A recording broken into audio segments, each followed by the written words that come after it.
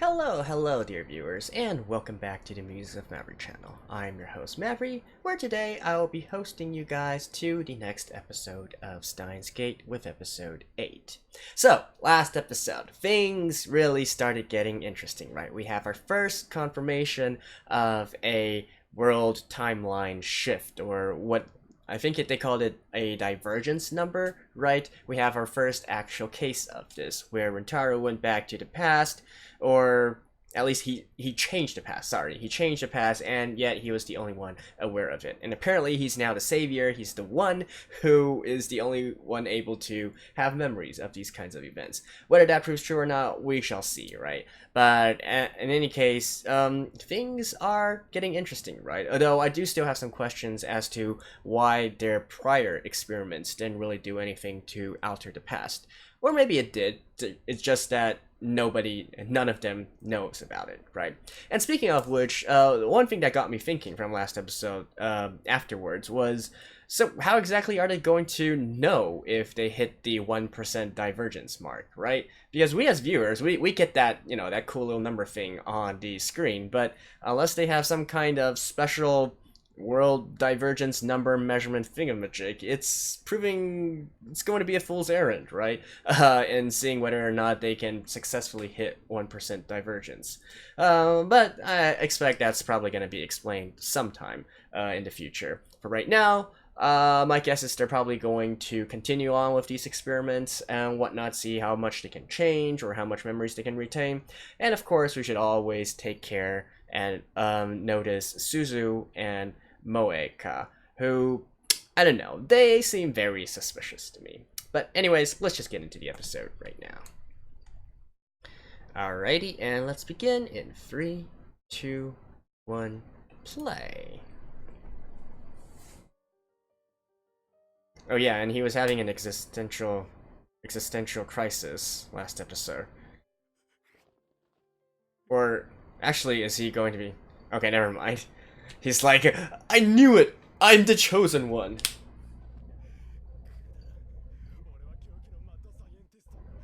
No?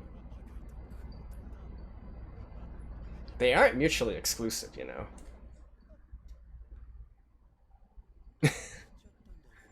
Oh wait, the others are here? Okay.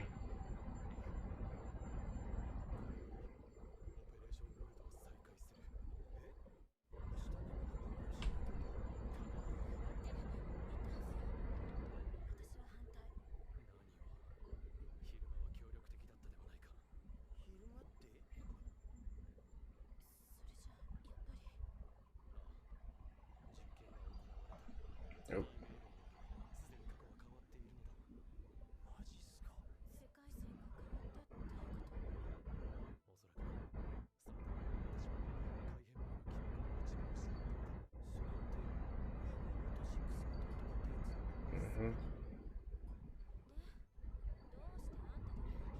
Because he's the one.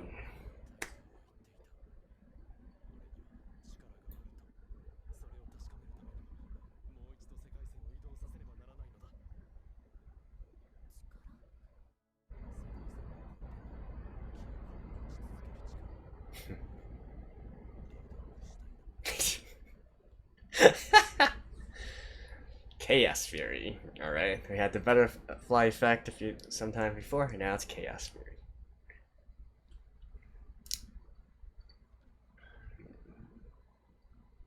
Unpredictability.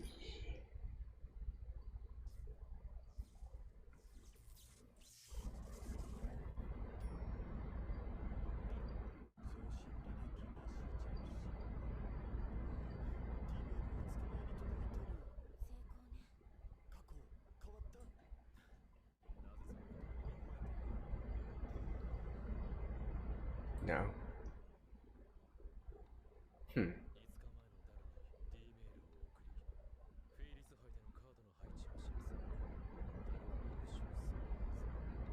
Did he win?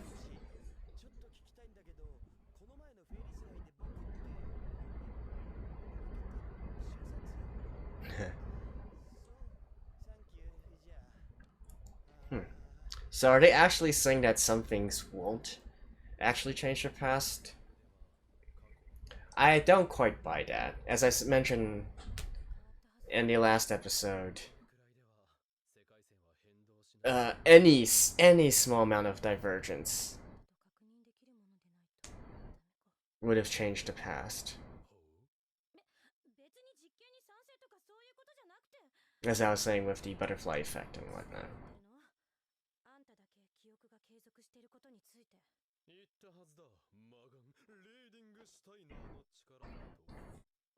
But I guess they can just make it all change world lines willy-nilly. As I said, because the multi-world interpretation of quantum mechanics actually means every single possibility exists. So whether or not you received an SMS, it doesn't matter what the actual content is.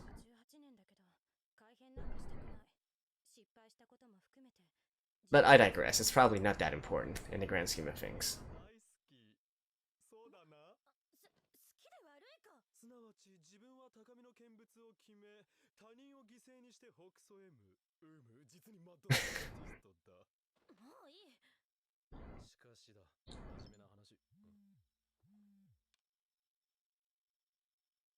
Oh.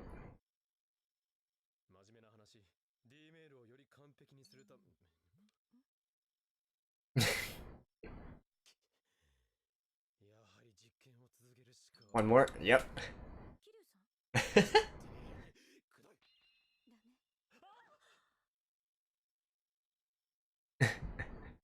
Alright, and what do you want to do?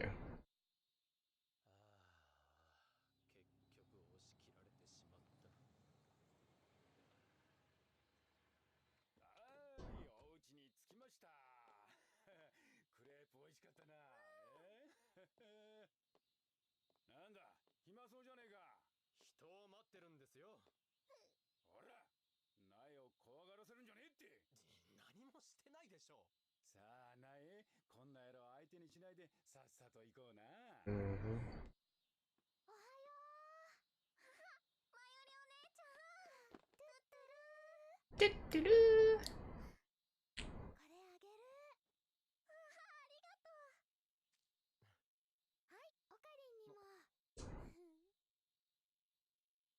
I love how she always announces her presence with Tuturu.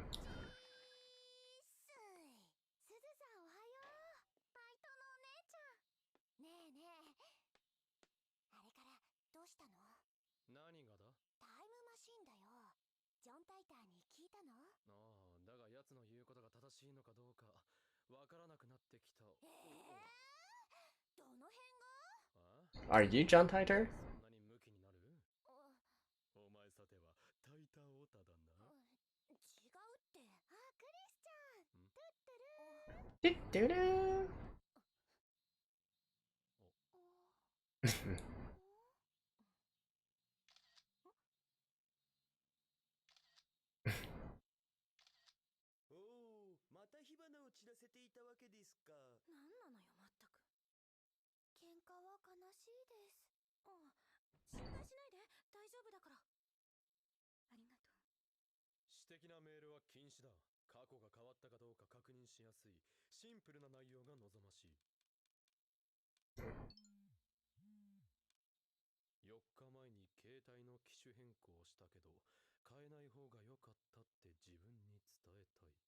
Oh.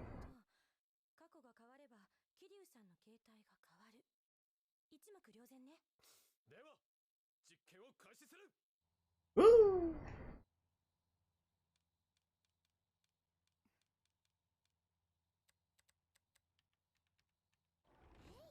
Is she actually?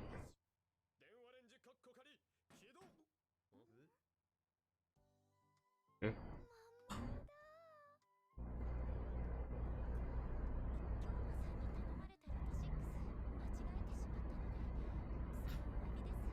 Why are you apologizing for this? That was your chance to get money.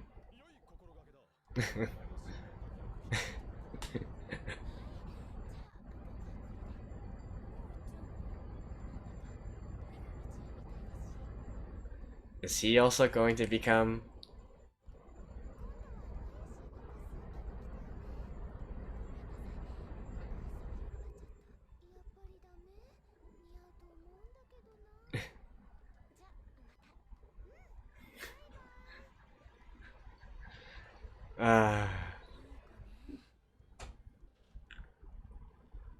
Okay.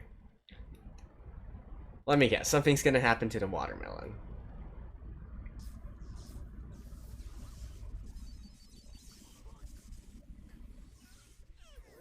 Oh.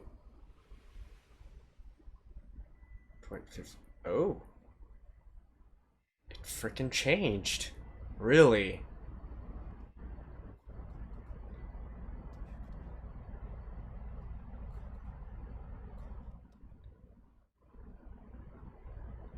What time is it now?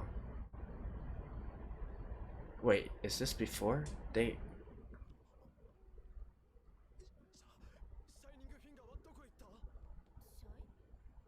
Huh? Oh.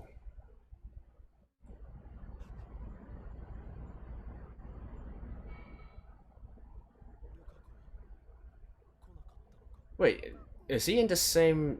Is this the same time?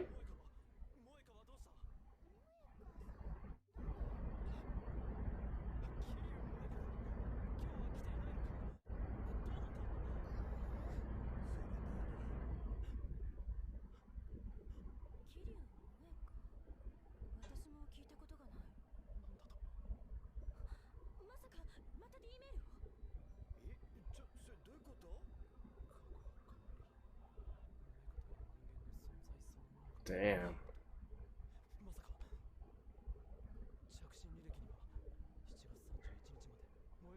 Because she changed her phone?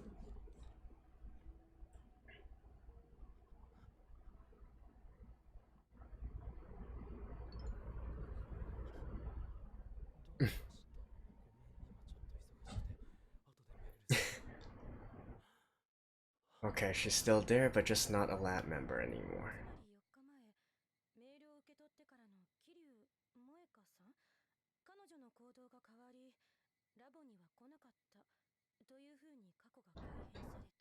Dang.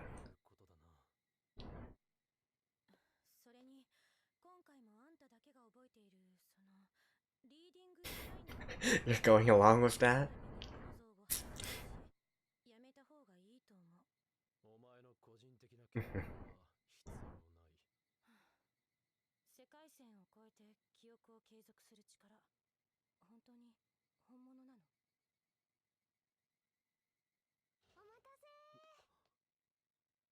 Oh.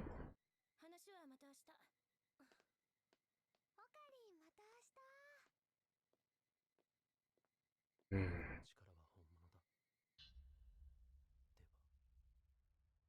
And you need to... you need to be careful you don't inadvertently change the past in a way you don't want.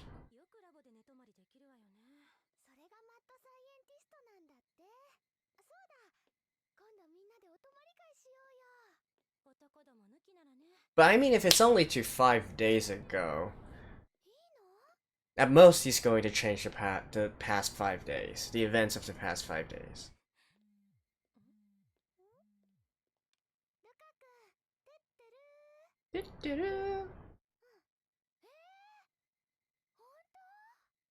Watermelon?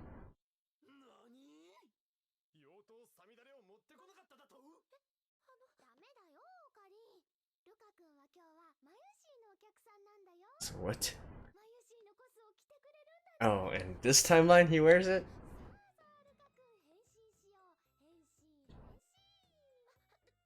Okay, let's see how this goes. Wait, Mayuri, he's a...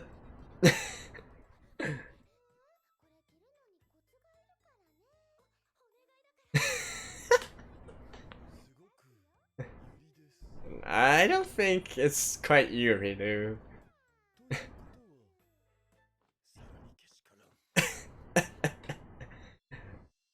Oh, damn.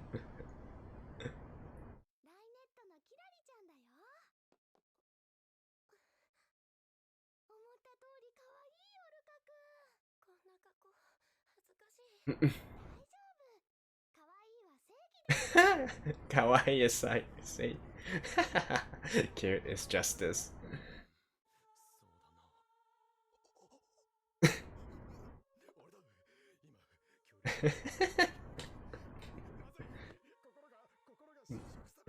Ah. Once you fall down into the path of traps.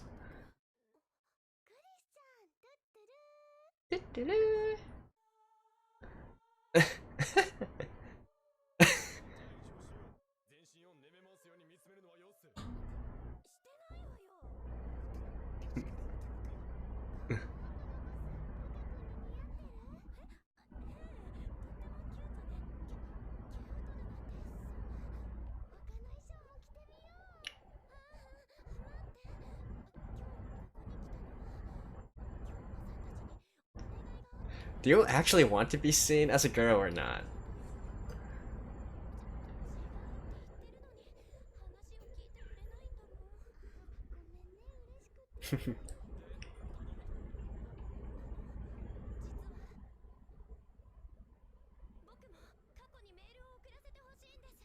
Oh?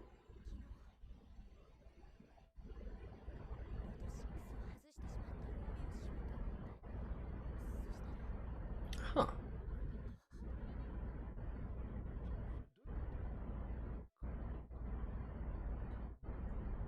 Oh, so she was about to come in and give the watermelon. It's just... Alright! Lab member number 6. Hello, Ruka-kun. Ruka-chan.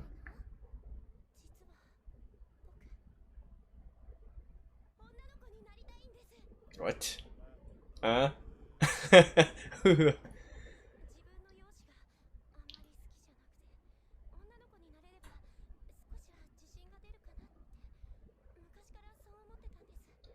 So you want to send it all the way to... Yeah, how are you going to... What?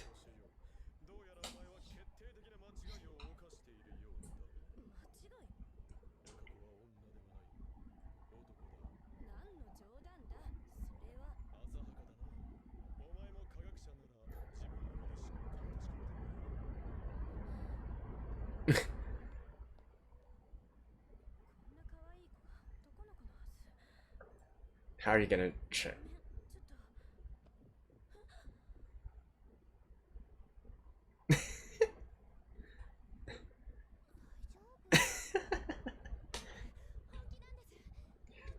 But how are you going to change that by sending a message to the past? Yeah, that makes no damn sense.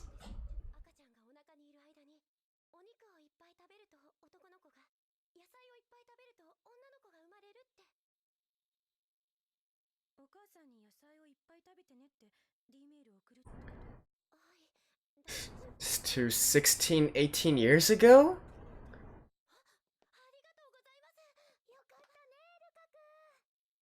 You can't be serious.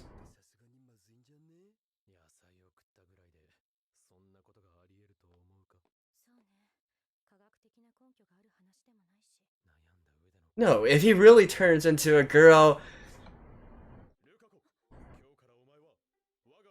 the time divergence can't. Like, that is a drastic change.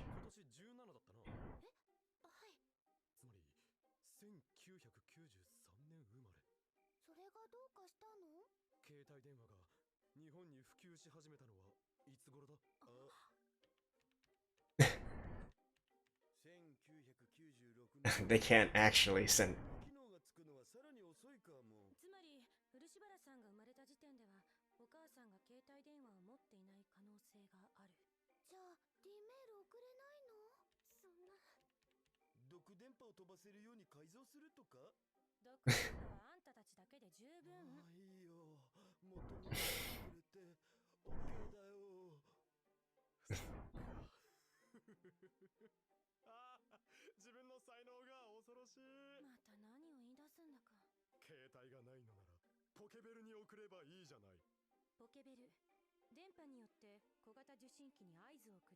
Hmm. But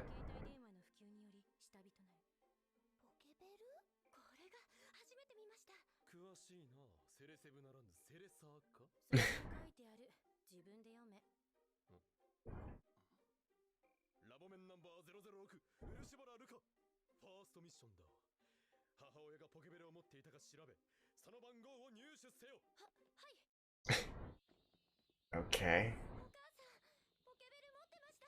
I don't know. This is giving off all sorts of alarm bells for me.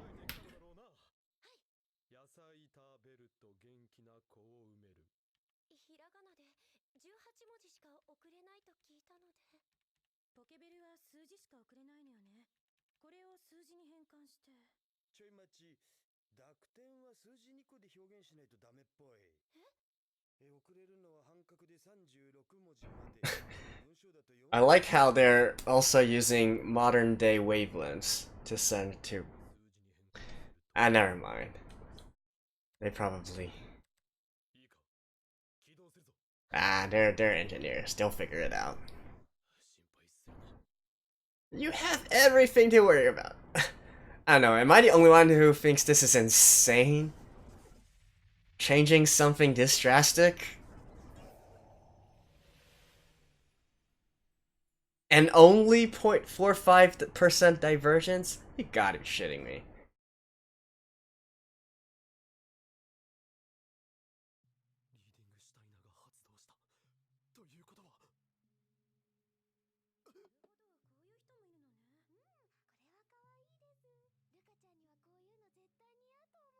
Is Ruka a dude or is he actually?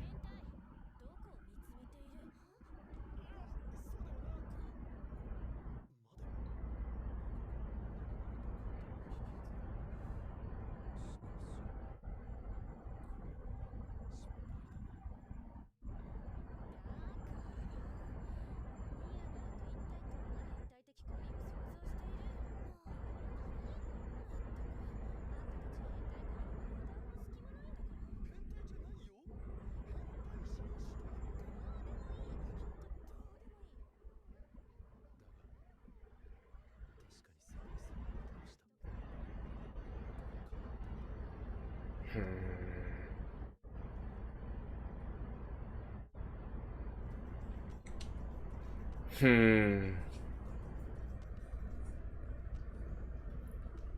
Well. Alright, this is just a preview. Alrighty, so there are some big questions I have in regards to this episode, but let's get some of the more easy parts and fun parts out of the way first, right? So first of all, within this episode there is a reference to a particular phrase, kawaii is justice, or cute is justice, as said by Mayuri. This one, I'm not really sure how popular this phrase is in the West. Here in Asia, it's super popular. It's basically a meme at this point. It originated from a manga, I believe, which I haven't really read before, but the phrase itself got very popular and it has since produced a lot of derivatives of it. You can say basically anything is justice, right? Like XXS is justice, ABC is justice, things like of that nature. So that is a hugely popular phrase within the ACG community, and I guess it's just a nice shout out here from the producers of the work, right? Again, not really sure how big it is in the West. Maybe it's also popular there. I'm not quite sure. So yeah, so that's the first part. And the second part is, well, Ruka is super cute, right? Like, no homo or anything. Like, I know it's a trap and whatever, but damn, he is cute, alright? But perhaps even more cuter and more adorable than him is Mayuri. Ah, that Tuturu. I'm saying it right now. Anytime when she appears on screen and says that Tuturu, I am going to Tuturu right along with her. If it annoys you, well, I'm sorry. Suck it. Yeah, that is seriously so adorable, and it always brings a smile to my face when Mayuri appears and goes Tuturu. That is adorable. Alrighty, so all the cute, fluffy stuff aside, I think the biggest question I have in regards to this episode is, you know, like, they are being so reckless with this, right? And honestly, I'm still not. I'm quite baffled as to why they haven't suffered more consequences in doing these kinds of experiments, which are really getting out of hand, right? Like 5 days ago, okay, fine, you changed some small stuff. maybe that's still manageable. Trying to do something 17, 16 years ago and changing something there, like, that is ridiculous, right? As I mentioned within the last episode as well, the butterfly effect, right? Chaos theory. So, the simplest way to look at it, and one popular analogy that always comes up is, I believe the saying is a butterfly flapping its wings over in India, I think, causes a hurricane or whatnot in, I know, the US or someplace like that. But it's basically saying that any kind of small change will have big repercussions once it's because it will get magnified over time and over a large amount of area. So even things that seem inconsequential at that time will have huge repercussions in the future, right? So any kind of minuscule, like, for instance, me deciding to snap my finger versus me not snapping a finger, that actually can have, wide varied effects on things related to me, or it might not take effect immediately, but as time goes on, the effect of that will be compounded, right? So an easier way to sort of visualize this or understand this is, say, for instance, you have two numbers. One is 1.0001, right? And then another number is 1.0 to 100 digits of 0 and then 1, right? So there's a huge difference between these two, right? And in terms of its numbers, you can basically say, at least for right now, they're essentially the same. However, if you can sort of do it like times it by itself, right? Raise it to the fifth power, raise it to the 10th power, raise it to the 100th power, and as time goes on, or as the powers get higher, eventually there will come a time when there is a significant difference between these two. There will be a divergence, and as time goes on and your powers are going higher and higher, the divergence will essentially become bigger and bigger, right? So basically, you can view it as, I guess, compound interest or something, right? Anyways, stuff gets compounded over time, and even very minuscule changes get compounded over time. So that is why I have absolutely no idea how their world did not completely change with their latest experiment in sending a message 17 years to the back, right? Like, it doesn't necessarily have to do with Ruka himself, right? Like, whether or not he actually turns into a boy or turns into a girl, it doesn't matter. Lots of other different factors can affect their lives leading up to now. Like, honestly, I wouldn't even be surprised if they essentially turn out to not even know each other, right? So, I don't know, man. I just feel like this is absolutely reckless, and I still have absolutely no idea why the repercussions aren't bigger. It should have been, like I was already saying through the last episodes, just simply, or for instance, in this episode, Daru sending a text message back to himself, right? Well, it definitely changed things, right? Think about it. So, I'm assuming that probably before he sent that message, he lost, of course, but maybe he didn't lose immediately, because within the dialogue context, we can know that these two things actually change, right? One,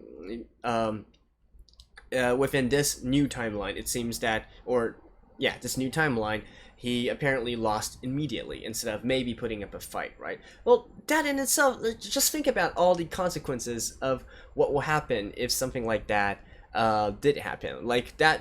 So for instance, losing in 5 minutes versus losing in 1 minute, that means the next dude behind you can come up and play earlier, or maybe it means that the event for this ends earlier or something. Like, it's, oh man, I feel like I'm going on sort of a ramble right now, but what I'm trying to say is that I completely don't buy the fact that nothing has changed, even though they did some things to change the past. Right, and so I am still waiting for a proper explanation for this. Like, again, I'm not going to call it out right now, because I'm sure that well, I'm not sure, but it's possible that there is some later in-universe explanation to this in the future, right? So, but I gotta say, this is completely bugging the hell out of me. Indeed, that's what I also mentioned in regards to John Titor as well, right? John Titor, whatever. Just the fact that he traveled 20 something years to the past and arrived there at that time and is now trying to post on internet forums and whatnot, that is already enough to completely change the future, right? Of course, in the actual world, the John Titor of our world, his excuse was that because of invoking the multi-world interpretation of quantum mechanics, all these possibilities exist, right? So even though he's changing things right now, this is an entirely different world or a completely different timeline. But that's not the case here in Steinsgate, right? Apparently, if world lines change, then Rintarou Okabe will know about it. Or maybe, I guess potentially it could also be a case where he doesn't completely detect every single divergence in the timeline. Maybe it has to be above a certain number before he can detect it. I guess that's also a possibility, but still, even with that said, just putting a message to the past 17 years, like, the divergence for that should have been through the roof already, alright? And speaking of which, like, what exactly is that divergence number? Right now, the way I'm trying to look at it is more like view it as sort of like a unique identifier for each different timeline, and not really saying that what percentage of things has changed. Because if doing all this stuff resulted in only a 0 point something percentage change in everything, I don't know. And how do you define the change, anyways? Right? Like, never mind. I think I've been enough of a ramble. But anyways, that's my biggest problem and my biggest concern right now, is how come things don't have more consequences than is currently being portrayed. And I'm pretty sure that they are going to eventually, in the future stories, in the future episodes, touch on this part, the repercussions part, right? We already had a hint of it within this episode with the disappearance of Moeka, right? So Rintarou kind of freaked out there, thinking that maybe he erased her existence. Which, by the way, since he already had that scare, he should have known better than to change something 17 years in the past. But I guess that's the mad scientist for you, right? Not necessarily thinking of the repercussions. Still, my point still stands. Alrighty, so that's been my review of episode 8 of Steinsgate. I'll see you guys tomorrow for potentially, I guess, maybe 2 more episodes. So stay tuned, and don't go anywhere. Bye-bye.